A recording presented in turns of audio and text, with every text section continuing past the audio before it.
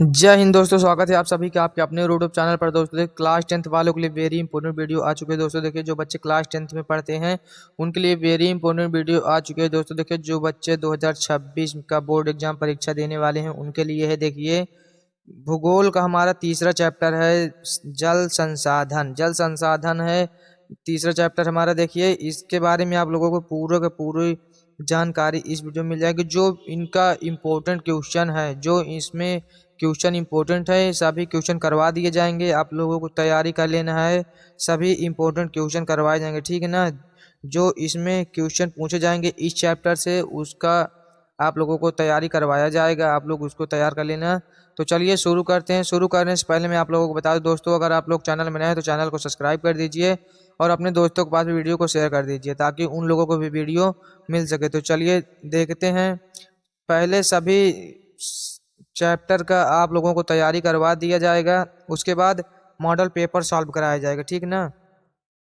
Model paper solve कराया जाएगा। देखिए यहाँ पे इस चैनल से मॉडल पेपर भी सॉल्व कराया जाएगा। सभी सातों सेट सभी स्टेट के आप लोगों को मॉडल पेपर सॉल्व कराया जाएगा, ठीक है ना। तो आप लोग देख लीजिए वीडियो को। तो चलिए देखते हैं इस चैप्टर में कौन कौन से क्वेश्चन इंपॉर्टेंट हैं। जैसे कि पहला क्वेश्चन हमारा क्या है, देखिए, देश के कुल विद्युत उत्पादन में जल विद्युत का योगदान कितने प्रतिशत है। मतलब कुल विद्युत उत्पादन में जल का विद्युत में कितना योगदान है, कितने प्रतिशत योगदान है हमारा। देखिए इसमें 18% या फिर 20% या फिर 22% या फिर 25%। तो जो विद्युत उत्पादन के लिए जल विद्युत योगदान कितना प्रतिशत है, योगदान 22%। कितने प्रतिशत? 22%। तो ये वाला ऑप्शन हमारा करेक्ट हो जाएगा। देखिए, जो इम्पोर्टेंट होगा उसी को मैं देखिए बताऊंगा इसमें। उसके बाद अगला क्वेश्चन हमारा आ जाता है। देखिए दूसरा प्रश्न हमारा क्या है, देखिए, भारत को विश्व की कुल वर्षा का कितना प्रतिशत भाग प्राप्त होता है। भारत के बारे में पूछ रहा है। देखिए, भारत को विश्व का कुल कितने प्रतिशत भाग, मतलब पानी प्राप्त होता है। प्रतिशत भाग मतलब विश्व वर्षा जो होती है वो भारत को कितने प्रतिशत प्राप्त होती है। 9% या फिर 4% या फिर 10% या फिर 8%। तो कितने प्रतिशत? मतलब 4% होती है प्राप्त हमारे भारत को। भारत में जो बारिश होती है, जो वर्षा होती है, वो कितने प्रतिशत होती है। पूरे विश्व में 100% जैसे होती है। देखिए 100% होती है तो 4%, मतलब 4% जो होती है वो हमारे भारत को प्राप्त होती है।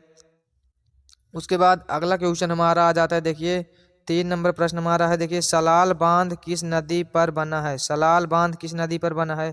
महानदी पर या फिर सतलज नदी पर या फिर चिनाब नदी पर या फिर कृष्णा नदी पर। तो महानदी की बना है या फिर सतलज में या फिर चिनाब में। तो सलाल बांध जो है चिनाब नदी पर बना है। तो ये वाला ऑप्शन हमारा सही हो जाएगा, चिनाब नदी। उसके बाद अगला प्रश्न हमारा आ जाता है। देखिए 4 नंबर क्वेश्चन है। देखिए यहाँ पे, निम्न में से कौन नर्मदा नदी पर निर्मित है। नर्मदा नदी पर कौन निर्मित है। गांधी सागर बांध या फिर राणा प्रताप सागर बांध या फिर सरदार सरोवर बांध या फिर सरदार पटेल बांध। तो नर्मदा नदी पर सरदार सरोवर बांध स्थित है। तो ये वाला ऑप्शन हमारा सही हो जाएगा। सरदार सरोवर बांध, मतलब गा नंबर ऑप्शन हमारा सही हो जाएगा। देखिए उसके बाद अगला क्वेश्चन हमारा आ जाता है। देखिए 5 नंबर प्रश्न है। देखिए, बांस ड्रिप सिंचाई प्रणाली भारत के किस राज्य में प्रचलित है।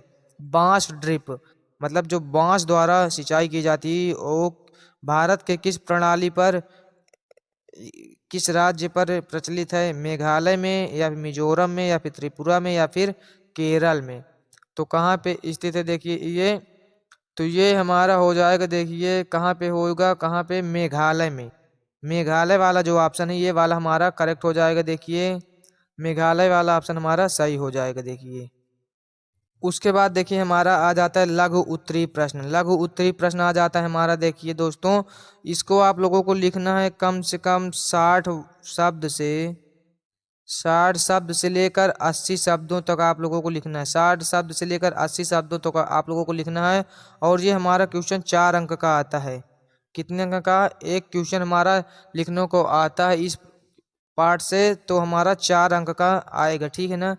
तो आप लोगों को तैयार कर लेना है। कौन कौन से इंपॉर्टेंट क्वेश्चन है मैं आप लोगों को बता दे रहा हूँ, आप लोग तैयार कर लेना है। जैसे कि पहला क्वेश्चन हमारा है, देखिए, जल संरक्षण के लिए अपनाए गए किन्हीं 6 उपायों का वर्णन कीजिए। जल संरक्षण के लिए अपनाए गए, किसके लिए, जल संरक्षण के लिए अपनाए गए किन्हीं 6 उपायों का वर्णन कीजिए।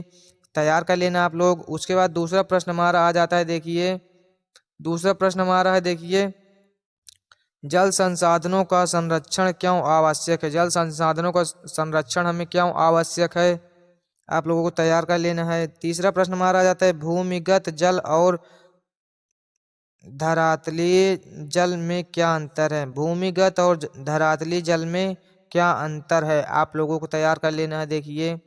उसके बाद चौथा प्रश्न हमारा आ जाता है, देखिए, जल दुर्लभता क्या है। जल दुर्लभता क्या है, इसके मुख्य कारण क्या है, तो आप लोगों को तैयार कर लेना है। ये चारों के 4 क्वेश्चन आप लोगों को तैयार कर लेना है। देखिए, ये इनमें से एक क्वेश्चन तो आप लोगों को फिक्स होता है, एक क्वेश्चन आएगा और 4 नंबर आप लोगों को मिल जाएगा। तो आप लोग इनको जरूर से जरूर तैयार कर लीजिए।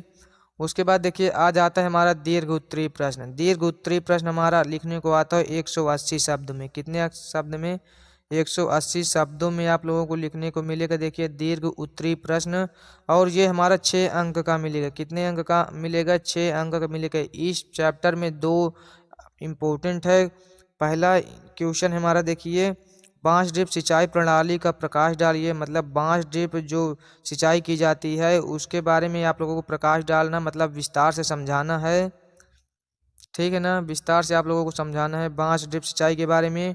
और दूसरा हमारा, देखिए, कौन सा प्रश्न है, कुशल जल प्रबंधन। कुशल जल प्रबंधन के लिए क्या आवश्यक है। कुशल जल प्रबंधन के लिए हमें क्या आवश्यक है, तो आप लोगों को इसके बारे में बताना है, अच्छे से विस्तार से समझाना है। देखिए, विस्तार से बताना है, कम से कम 180 शब्दों में आप लोगों को लिखना होगा, तभी आप लोगों को जाकर पूरा का पूरा 6 अंक आप लोगों को मिलेगा, ठीक है ना। तो जय हिंद, मिलते हैं फिर किसी नेक्स्ट वीडियो में। जय हिंद, जय भारत।